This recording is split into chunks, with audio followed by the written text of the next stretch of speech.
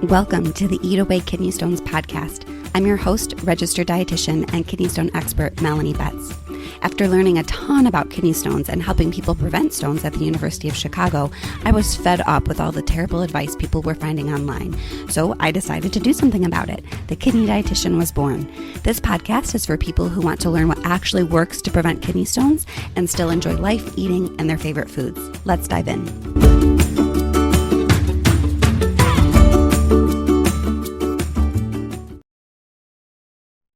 Hello and welcome to the 40th episode of the Eat Away Kidney Stones podcast. I'm your host, registered dietitian and kidney stone expert, Melanie. And today we have yet another fantastic question from a listener, Donna, about dairy, protein, and kidney stones. So let's listen in. Hello, Melanie. My name is Donna, and my question is about protein. I've been seeing information about that one has to be careful of their protein intake when they have calcium oxalate stones.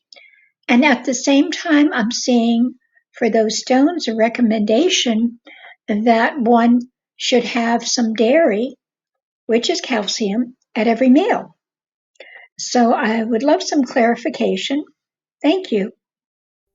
Thank you, Donna, for this fantastic question. I absolutely can understand why this is a little confusing because we say dairy is so good for kidney stones in general, yet protein is, quote, bad.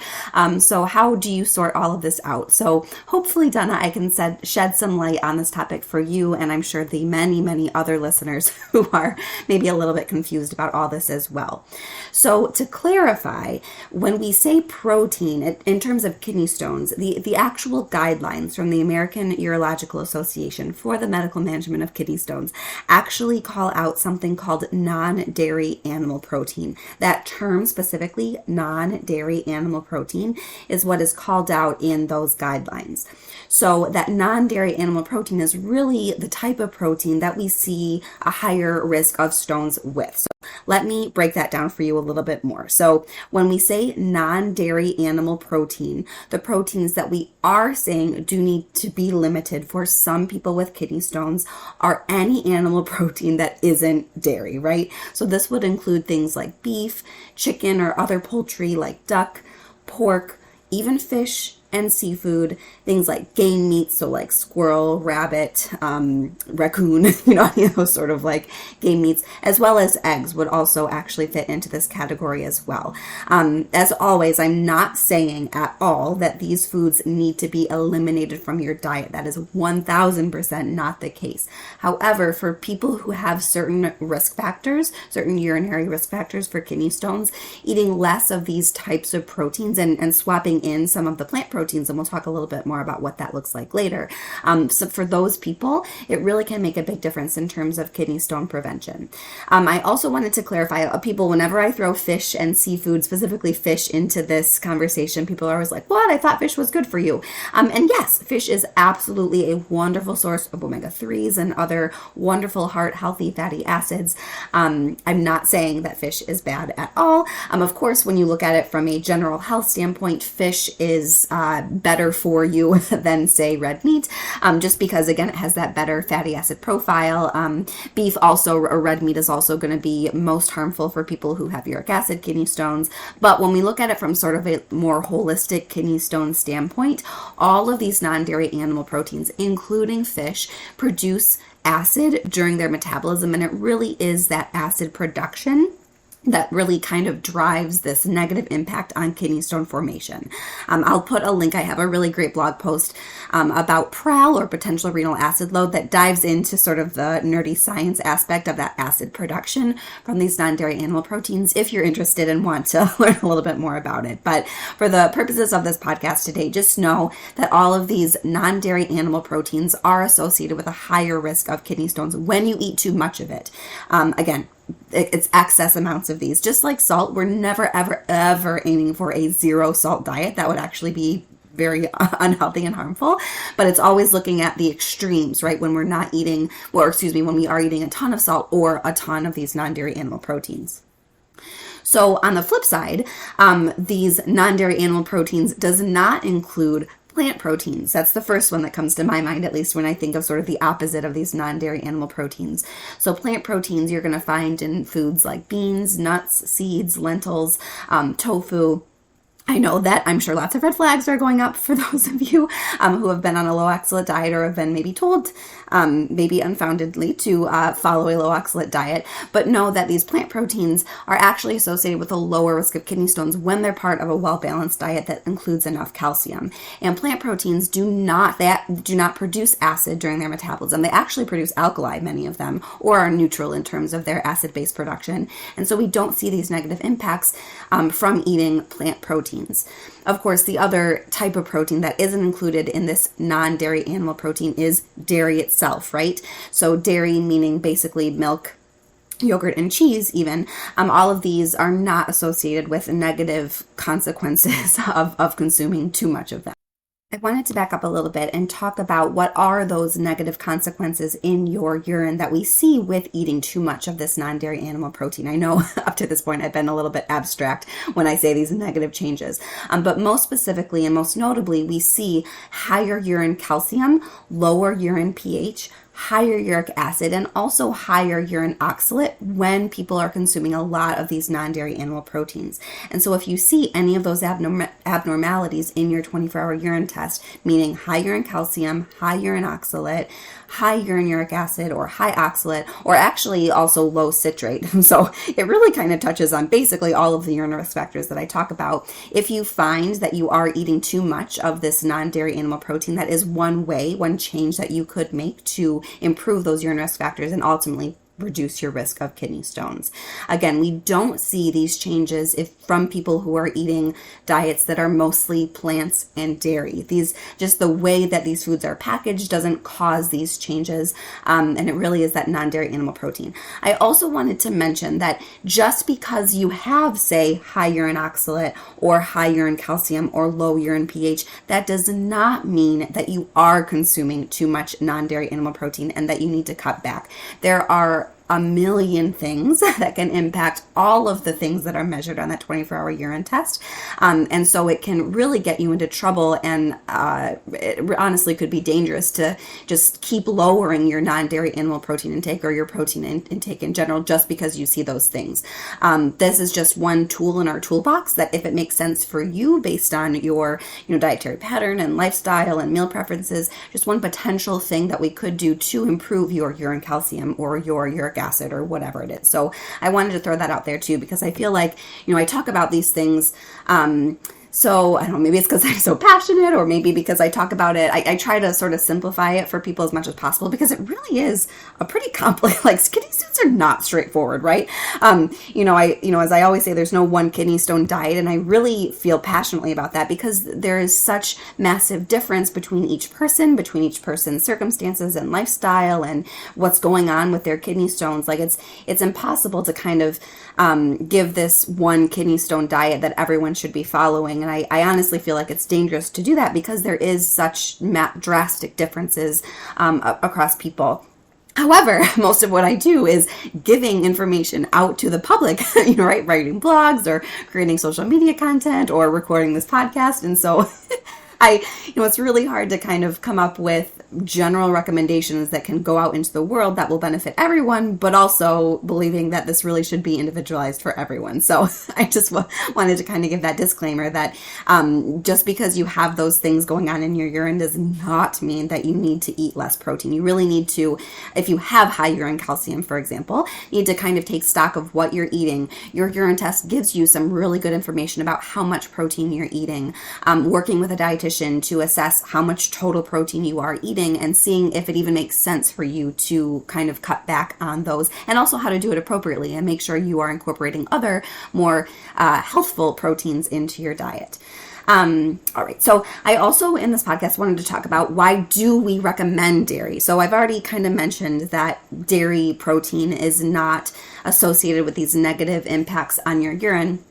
And the reason that dairy specifically is oftentimes what probably feels like pushing in the kidney stone world is because dairy is such an amazing source of calcium. And the more calcium that we eat, the less oxalate gets absorbed in our intestines.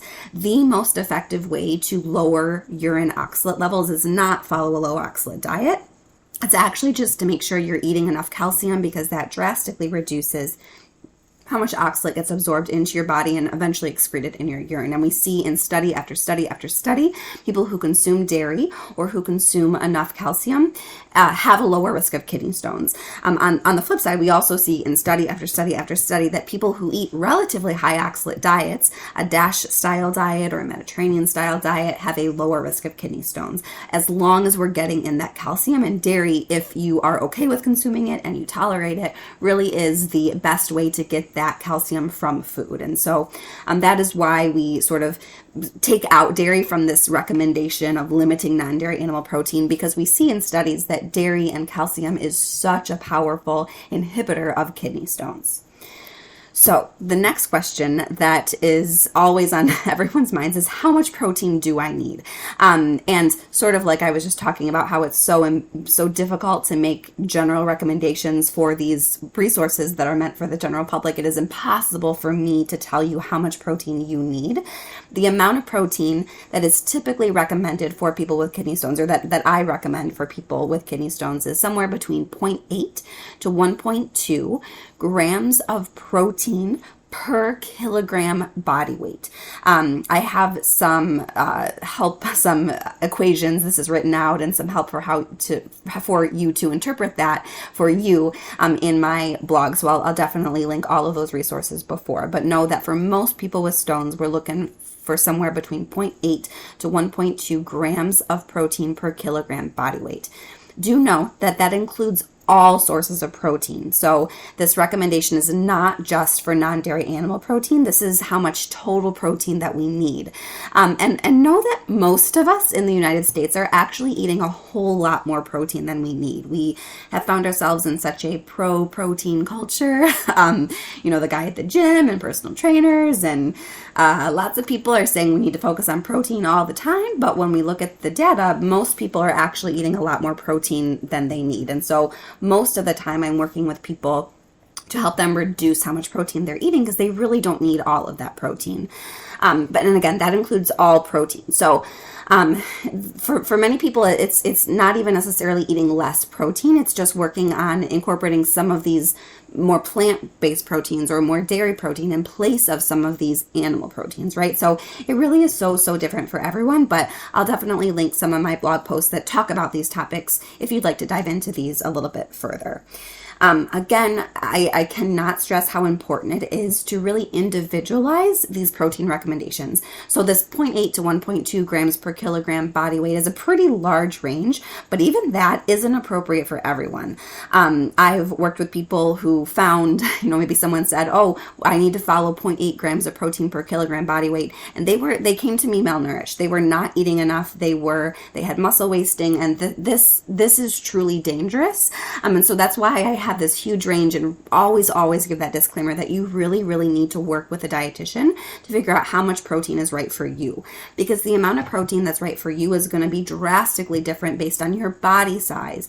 Do you live in a very small body versus a large body? That's going to kind of impact where on this range you might be, or even outside of this range that I gave today on the podcast. You need to look at your weight history. Do you have a history of malnutrition? Have you been very sick? Do you have something going on in your body that increases your protein needs? Do you have other health conditions that maybe make your protein intake or protein recommendations even lower? My mind immediately goes to chronic kidney disease. That would actually mean for some people, you might need even less than 0.8 grams per kilogram in an ideal situation. But there's just so many things that go into this protein equation. It's really, as I'm sure that you're getting from this podcast, not super straightforward, very nuanced, and really needs to be individualized to each person. Yes. Oh, another thing I wanted to make sure that I mentioned, I wrote down in my notes here, is that in this very pro-protein culture that we live in, we hear from so many people, we need to eat protein all the time. And I wanted to say that even for those of us that are working out, unless you are like Michael Phelps, I always say, or you are training for a marathon, or you are an Olympic athlete or a collegiate athlete, you really don't have higher protein needs than everyone else. The 0.8 to 1.2 grams of protein per kilogram body weight is plenty to build muscle for the vast majority of us that are working out. We really don't need to be adding these protein shakes and protein powders and spending money on those things. Honestly, it would be much better if you spent your money on just some extra fruits and vegetables for the week as opposed to these super pricey supplements and powders and that sort of thing. So I wanted to make sure that I mentioned that because I get that question all the time. So, Donna, I hope that was helpful. I feel like that was a very convoluted answer to what you probably thought was a straightforward question, but hopefully at least sheds a little bit more light on why dairy protein is okay, quote, whereas non-dairy animal protein is, quote, not okay. But of course, all of these things are fine. I'm not at all saying that you have to be vegetarian or vegan. If you want to be, that's totally cool too, but you certainly do not have to be just because you have kidney stones. It's really just looking at your urine risk factors, looking to see what changes make sense for you to improve your risk of stones. And for many people, that does include limiting how much of this non-dairy animal protein we eat, just because so many of us are eating beef and chicken, pork, fish, right? Like every meal, multiple times a day. And many of us don't need to be doing that. We can get protein from other sources. So Donna, hopefully that was helpful. And also hopefully it was helpful for those of you that are listening and maybe had the same question as Donna about how is dairy protein different for kidney stones. I am loving all of the wonderful listener questions that are pouring in. I have a link in the show notes to submit a question for a chance to get answered on the Eat Away Kidney Stones podcast. I get a lot of questions, which is great. And I try to pick out some that I know that a lot of people have. So definitely submit a question if you're at all interested. And I hope to see you again next time on the Eat Away Kidney Stones podcast. Thank you for listening to today's episode. For more help with kidney stones, check out my website, www.thekidneydietitian.org. For more personalized help from me, check out my online course, Kidney Stone Nutrition School. VIP enrollment includes help directly from me. I can't wait to see you there and help you prevent kidney stones. Have a great day.